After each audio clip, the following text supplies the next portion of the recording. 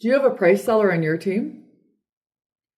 Over the years, I've worked with countless teams across the country, and in every team, there's always a price seller or a number of price sellers.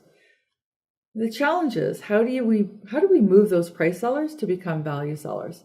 How do we get them to start protecting and gaining some margin?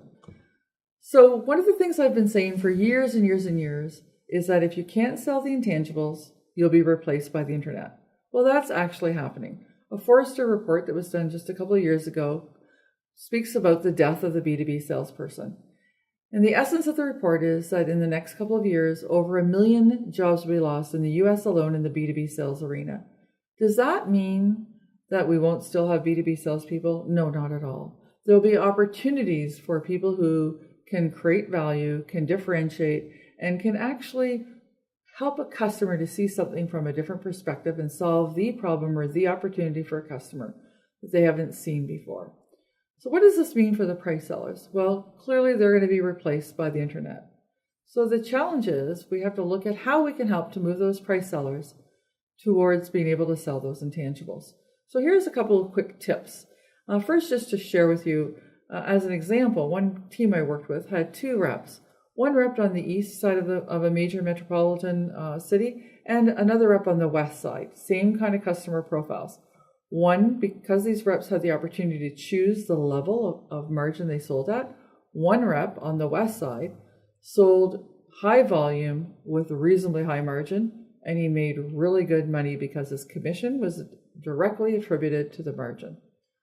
The rep on the east side, who had the same commission opportunity, sold high volume, low margin, and almost made the same level as some of the low to average reps in that organization.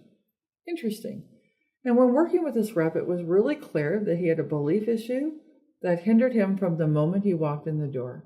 His belief was that nobody would pay the proper pricing for the product, that his customers had to have a better price or they would not buy.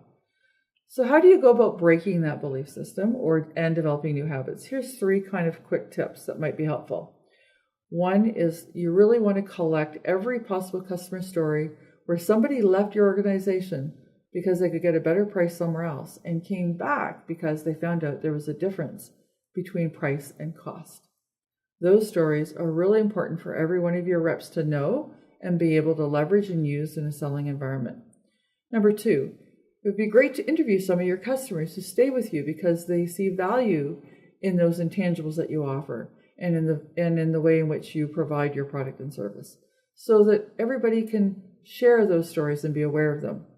And number 3, very important, is to get the price seller in particular to no longer look at price objections as I need to drop my price, but rather than look at them in that way, look at them as an opportunity and to get excited about them, to get them to actually own price objections and look at them as an opportunity to be able to share your story as why you create higher value, to be able to differentiate the product and the services, or even him or herself in terms of what they bring to their customer.